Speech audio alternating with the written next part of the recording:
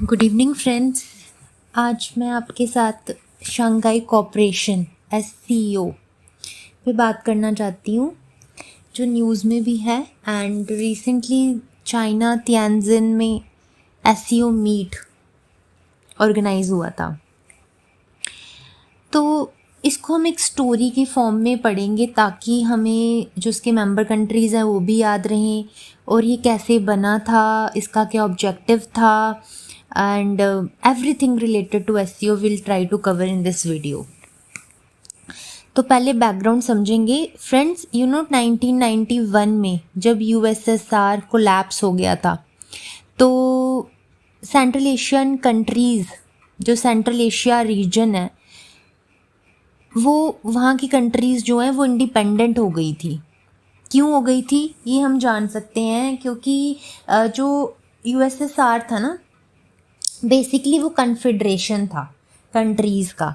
And under article 72 जो countries USSR में शामिल हुई थी, according to article 72 of the constitution of USSR, any republic that became part of the USSR has the right to succeed out of USSR।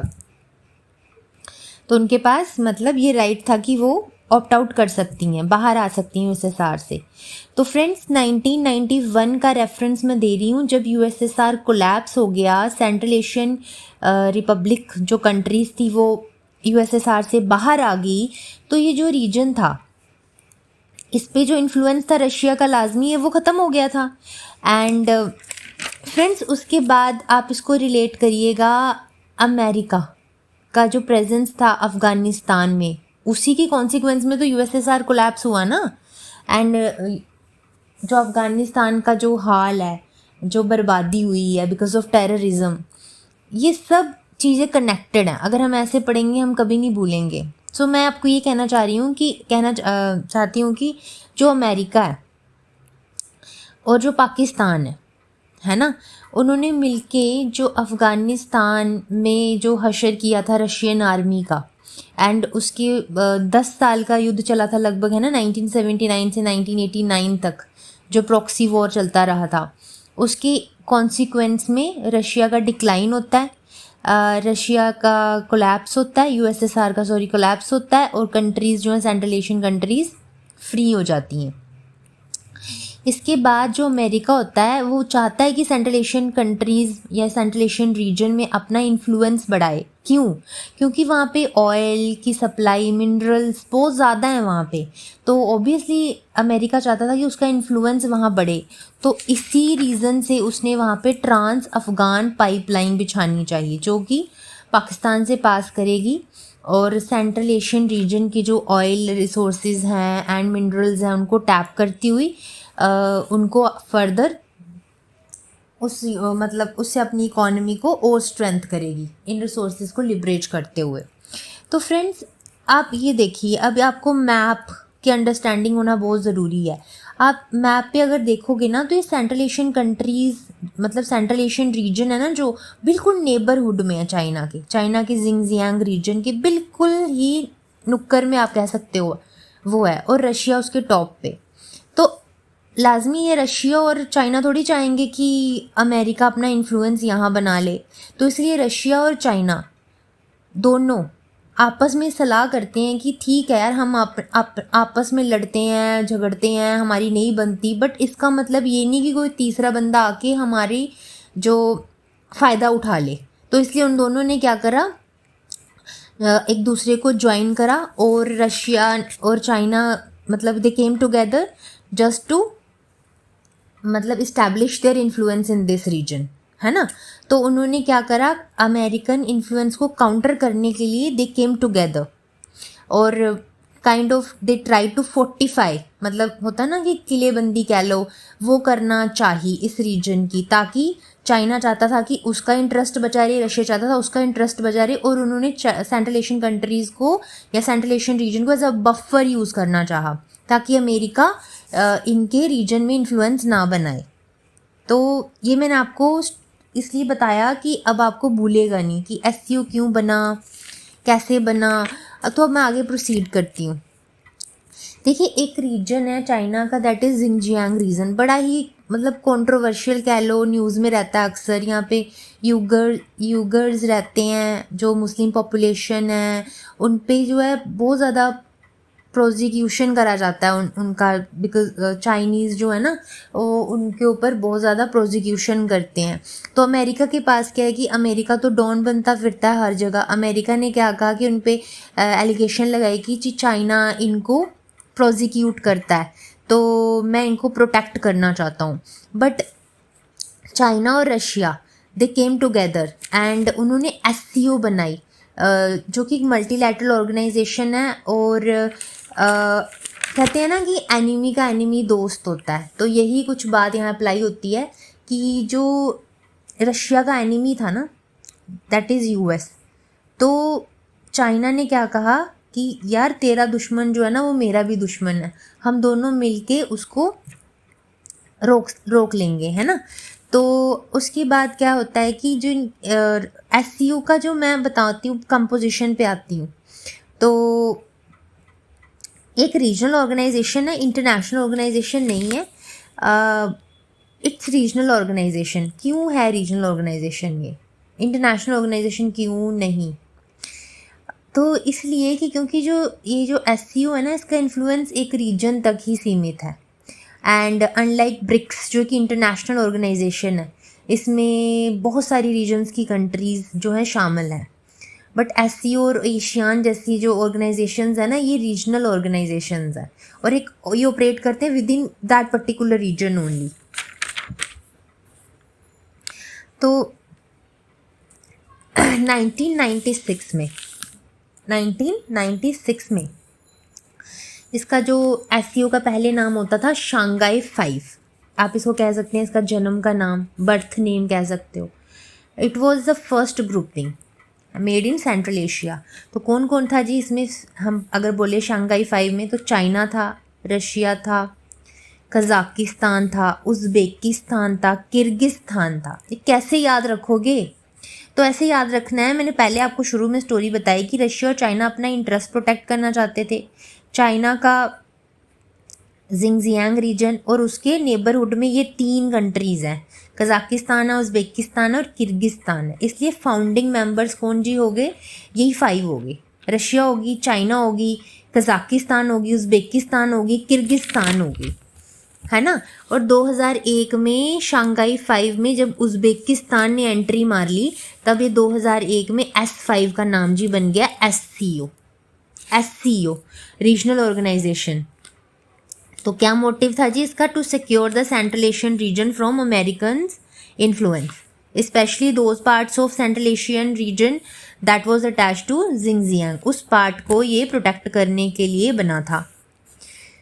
तो जो part Xinjiang को attached हैं, दोबारा आप मैप पे देखिएगा, Kyrgyzstan, Tajikistan, Kazakhstan, Kyrgyzstan, Tajikistan, Kazakhstan, Kazakhstan, Tajikistan, Kyrgyzstan. I repeat, Uzbekistan जो है it was not a founding member. Founding member तो Russia, China, Kazakhstan, Tajikistan and Kyrgyzstan है।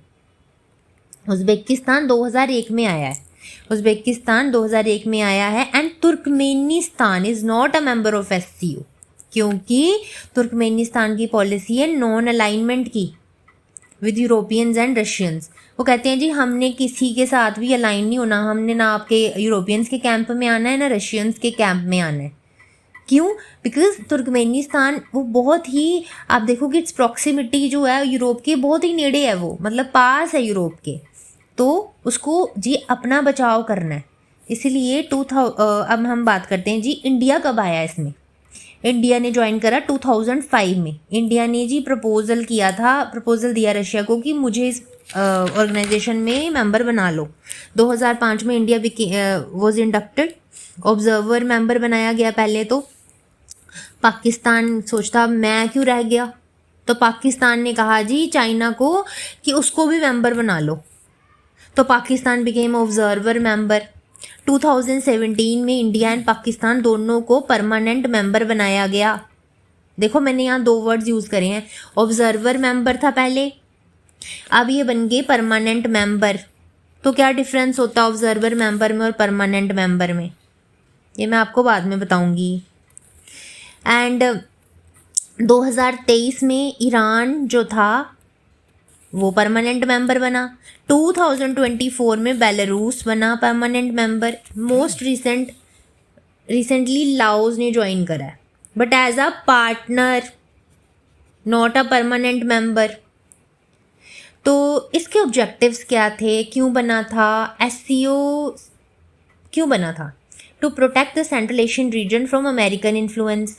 प्राइमरीली रशिया और चाइना अपने इंटरेस्ट्स को बचाने के लिए कलेक्टिवली मतलब they came together to form SCO, क्योंकि अमेरिका ने पहले दहशत मचा रखी थी, बर्बाद कर दिया था ये रीजन ऑलमोस्ट। 1979 से 1989 तक भी नो टेररिज्म का हॉटबेड, अफगानिस्तान की बर्बादी। फ्रेंड्स, जिंगजियांग रीजन को आप देखिएगा, इट्स वेरी इंपॉर्टेंट, अक्सर न्यूज़ में रहता है। यहाँ पे सिलिकॉन पाया जाता है, मुस्लिम्स रहते हैं यहाँ। एंड जिंगजियांग रीजन चाइना का ना बहुत ही कंट्रोवर्शियल आप कह लो ये एरिया है। तो एससीओ के ऑब्जेक्टिव अगर आपसे कोई पूछे तो जी anti terrorism, anti extremism, anti separatism, against terrorism, against extremism and against separatism, to promote cooperation, trade among members. आप तालिबान मुजाहिदीन को जब आप टेररिज्म पढ़ते हो तो आप इन ग्रुप्स के बारे में पढ़ते हो। इन्होंने क्या क्या यूज़ किया था, एक्सट्रीमिज़म, सेपरेटिज़म और टेररिज्म, इन तीनों चीज़ों को यूज़ करके ही तो अफ़गानिस्तान में जो हॉटबेड बना था टेररिज्म का, इन्हीं तीन चीज़ों के कारण बना था। तो लाजमी है इन्हीं चीज़ों को काउंटर करने के लिए ये बना है एससीओ। अब एक कहावत है ना कि if you breed snakes in your backyard, it is not only your enemies that are going to be bitten. अगर आप सांप पालोगे तो सांप ये ज़रूरी थोड़ी है कि सिर्फ आपके एनिमीज़ को ही काटेंगे, आपको भी तो काट सकते हैं, है ना। ये कहावत मैं इसीलिए कह रही हूँ कि जी अमेरिका ने जो टेररिज्म फैलाया था ना, या जमाया को जन्म दिया था, तो आपको पता ही है 9/11 के जो अटैक्स हुए हैं वो अमेरिका पे हुए ना। ओसामा बिन लादेन ने अमेरिका को बख्शा था? नहीं ना। तो इसीलिए इन चीज़ों को कभी नहीं जाएगा कि रशिया नहीं जाएगा, चाइना नहीं चाहेगा कि जी उनके रीजन में ऐसी जो हैं एक्टिविटीज़ हों जो एंटी रशिया हो या एंटी चाइना हो। इसीलिए इनको जड़ से ख़त्म करने के लिए ये बना है एससीओ ऑर्गेनाइजेशन। तो अब देखिए, अब हम बात करेंगे एससीओ का रेलेवेंस, एससीओ के ऑर्गन्स, इन पे हम नज़र डालेंगे और क्या इसकी सिग्निफिकेंस है, लिमिटेशंस क्या हैं, ये इतना ज़्यादा कारगर क्यों नहीं साबित हुआ, ये सब हम 1 बाय 1 डिस्कस करेंगे। पहले हम देखते हैं कि एससीओ के ऑर्गन्स। जी सबसे पहले ये जान लेते हैं कि कितनी बार इसकी मीट होती है। तो एनुअली मिलते हैं इनके मेंबर्स, है ना, हर साल में एक बार इनकी मीट होती है। रिसेंटली तियानजिन चाइना में हुई है। दूसरा, हम ये समझते हैं कि इसकी ऑर्गेनाइजेशंस, एक तो है जी RATS, regional anti terror structure, very very important, इसको हम डिटेल में देखेंगे। दूसरा है एससीओ सेक्रेटेरिएट, जैसा होता है ना कि लोकसभा सेक्रेटेरिएट, जड़ा मतलब हम जिसको कह सकते हैं जी एडमिनिस्ट्रेशन वाला ब्लॉक या क्लरिकल डिपार्टमेंट, जहाँ डॉक्यूमेंट्स या लीगल पेपर्स वगैरह रखे जाते हैं। तो रैट्स को देखो, ये बड़ा इंपॉर्टेंट है। रीजनल एंटी टेरर स्ट्रक्चर एक इंटेलिजेंस एजेंसी है, इंटेलिजेंस सर्विसेज प्रोवाइड करती है, सीक्रेट खुफिया एजेंसी है, ये खुफिया एजेंसी विंग है एससीओ का। कि इसमें क्या है कि इंटेलिजेंट मेंबर्स जो होते हैं from all member states, they collectively work together, है ना। तो all countries they contribute their spies या agents to the RATS and they work together, और उनको डिप्लॉय किया जाता है different parts of the central Asian region या साउथ एशियन रीजन जो ससेप्टिबल हैं टेररिज्म के। ये समझ गए। अब स्पाई क्या करते हैं, they collect information and they send the information to the rats headquarter. Suppose करो रशियन का स्पाई है, रशियन स्पाई है, that spy gets to know कि इंडिया के अगेंस्ट एक साजिश रची जा रही है और इंडियन एयर फोर्स के बेसिस पे टेररिस्ट एक्टिविटीज़ प्लान की जा रही हैं। तो रशियन स्पाई क्या करेगा, ये इन्फॉर्मेशन को जी गवर्नमेंट ऑफ इंडिया को दी जाएगी through RATS headquarter. Russian spy जी ट्रांसफ़र करेगा इन्फॉर्मेशन रैट्स हेडक्वार्टर को, रैट्स हेडक्वार्टर फिर ये इन्फॉर्मेशन जी दे देगा गवर्नमेंट ऑफ इंडिया को। इसलिए एससीओ बड़ी रेलेवेंट है। कई तो बहुत सारे टेररिस्ट जो एक्टिविटीज़ जो प्लान हो रही थी वो इंडिया को पता चल गई जस्ट बिकॉज ऑफ कि इंडिया इसमें मेंबर है ना। एंड रैट्स का जो ऑफिस है या हेडक्वार्टर है वो ताशकंद उज़्बेकिस्तान में है, तो इसीलिए रैट्स तो बहुत ही इंपॉर्टेंट है, ये हमने समझ ली। तो अब देखते हैं कि एससीओ की रेलेवेंस इंडिया के लिए एससीओ क्यों इंपॉर्टेंट है। पहला पॉइंट मैंने रैट्स का बताया। दूसरा मैंने आपको बताया सेंट्रल एशियन रीजन बड़ा ही मिनरल रिच और एनर्जी रिच है, यहाँ पे रिसोर्सेज बहुत ज़्यादा हैं। और हम देखते हैं हाल ही में हम देखते हैं जी किसी रीजन में वॉर होती है तो जो ऑयल के प्राइसेस होते हैं कितना वोलेटाइल हो जाता है, कभी कितना रेट बढ़ जाता है ऑयल प्राइसेस का। तो ये जो ऑयल प्राइसेस की वॉलेटिलिटी है इसको स्टेबल करने के लिए, अपनी सप्लाई चेन को डाइवर्सिफाई करने के लिए इंडिया के लिए central Asian reason very very important है ना, हो जाता है। सेकंड जी आप देखिए कनेक्टिविटी, ये जो सेंट्रल एशियन रीजन है ना, ये सारी कंट्रीज़ जो है ना ये लैंडलॉक्ड है। इनको कनेक्टिविटी मतलब इनके साथ कनेक्टिविटी बना पाना इट्स वेरी टफ। तो अब क्योंकि ईरान जो है इसका परमानेंट मेंबर हो गया तो इंडिया ने चाबहार पोर्ट, जाहिदान पोर्ट, इन पोर्ट्स पे इन्वेस्टमेंट करी है। इनके थ्रू एक्सेसिबिलिटी जो है वो बढ़ गई है, कनेक्टिविटी इस्टेब्लिश हो चुकी है सेंट्रल एशियन रीजन के साथ। अब लिमिटेशंस की भी मैं बात करना चाहूँगी। देखिए लिमिटेशन सबसे पहले तो बड़ा एक मैं कुछ बड़ा मजाकिया मुझे लग रहा है पर कहना चाहूँगी। देखिए जो खुद स्पॉन्सर करता है ना टेररिज्म, पाकिस्तान, वो खुद ही इसमें मेंबर है रैट्स में जी। मैं टेररिज्म के अगेंस्ट मतलब मैं तो टॉलरेट ही नहीं करता टेररिज्म, और जो हम जानते हैं खुद स्पॉन्सर ही करता है। तो ये तो बड़ी मजाक वाली बात होगी जी। जो चोर है ना खुद वही बना हुआ है कि जी मैं तो इन चीज़ों को ख़त्म करूँगा, मैं तो चोरी होने ही नहीं दूंगा, कुछ ऐसा ही है ना। तो इसीलिए फेल हो जाता है इसका जो मतलब ऑब्जेक्टिव है काफ़ी हद तक, इस वजह से पहली चीज़। दूसरी चीज़ देखिए इसको ना एंटी वेस्ट माना जाता है। ईरान है, चाइना है, रशिया है, इनका डोमिनेंस देखते हुए ना जो वेस्टर्न ब्लॉक है ना वो इसको बड़ा ही मतलब टेढ़ी नज़र से देखता है। एंड यू नो चाइना का डोमिनेंस, चाइना जो है उसका डोमिनेंस ज़्यादा है इसमें। CPEC, China Pakistan economic corridor, belt road initiative, ये इंडिया के लिए चैलेंज है। स्ट्रिंग ऑफ पर्ल्स आप लिख सकते हो, है ना, मोतियों की माला जो चाइना ने इंडिया के अगेंस्ट बना रखी है उसको गिराव करने के लिए। एंड इंडिया के लिए बड़ा टाइट रोप वॉक बन जाता है to balance between both. But India का स्टैंड ये होता है कि जी देखिए मैं तो जी इशू बेस्ड अलाइनमेंट रखता हूँ, मैं किसी ब्लॉक के साथ इसीलिए नहीं हूँ कि हाँ मैं उसका दोस्त हूँ। जहाँ पे मेरे इश्यूज, जहाँ पे मेरे इंटरेस्ट मीट होते हैं ना, मैं इसलिए उसके साथ होता हूँ। अब मैं एससीओ में इसलिए हूँ क्योंकि मेरा इंटरेस्ट है टू काउंटर टेररिज्म। मैं टेररिज्म को टॉलरेट नहीं कर सकता। I have zero tolerance to terrorism. तो अब बिकॉज मैं एससीओ में हूँ तो दैट डजंट मीन कि मैं चाइना के साथ हूँ। मेरा इंटरेस्ट यहाँ कन्वर्ज करता है तो इसीलिए मैं एससीओ का मेंबर हूँ। तो इंडिया अपनी ये सफाई देता है। आई होप फ्रेंड्स आपको ये समझ आया होगा।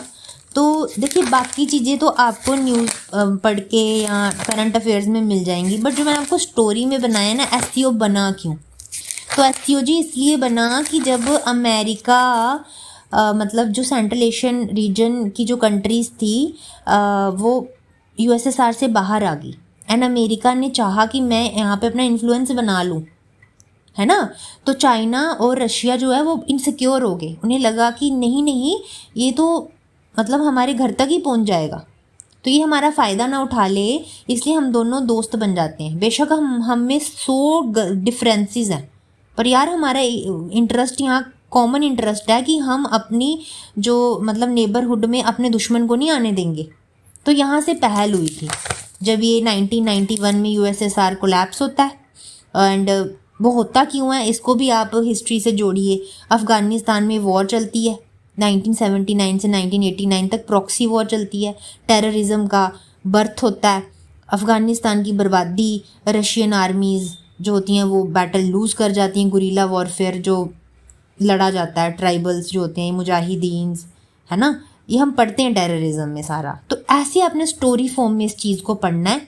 और अभी रिसेंटली लाओस ने ज्वाइन करा, ये करंट अफेयर है। 10 इसके मेंबर्स स्टेट्स कंट्रीज़ हैं और 27 इसमें टोटल मेंबर्स हैं ना, 10 इसकी परमानेंट मेंबर है, तो 17 इसके जो है पार्टनर कंट्रीज़ हैं। ठीक है, तो अब 10 कौन सी हैं वो भी करंट अफेयर्स का हालांकि, पर मैं बता दूं, उसमें चाइना आ जाएगा, रशिया आ जाएगा, उसमें फिर ये जो सेंट्रल एशियन कंट्रीज़ मैंने आपको बताई थी, उज़्बेकिस्तान, कज़ाकिस्तान, किर्गिस्तान, है ना, ये आ जाएंगी। देन इसमें S5 के बाद S6 बनता है। S6 क्योंकि उज़्बेकिस्तान आता है, वो फाउंडिंग मेंबर नहीं था, फाउंडिंग मेंबर उज़्बेकिस्तान नहीं था। एंड कौन कौन थे, S5 थे founding members, that is Russia, that is China, Kazakhstan, Kyrgyzstan and Kazakhstan, Tajikistan, Kazakhstan and Kyrgyzstan. ये 3, देखिए कंफ्यूजिंग है बड़ा, बार बार मैप देखिएगा फिर आपको याद हो जाएंगी। तो ये हो गई है आपकी 5, S5। फिर ये SCO बनता है जब इसमें उज़्बेकिस्तान ऐड होता है 2001 में। दैन इसमें ईरान आता है, इंडिया आता है, पाकिस्तान आता है, बेलारूस आता है, बेलारूस 2024 में आया है। ऐसे याद करोगे स्टोरी फॉर्म में, है ना। 23 में ईरान आया है, 17 में इंडिया पाकिस्तान को परमानेंट मेंबर स्टेटस मिला है, ऐसे याद रखनी है। 2005 में इंडिया आया था बट 2017 में परमानेंट मेंबर बना है। ऐसे आप स्टोरी फॉर्म में पढ़ोगे तो कभी नहीं भूलोगे।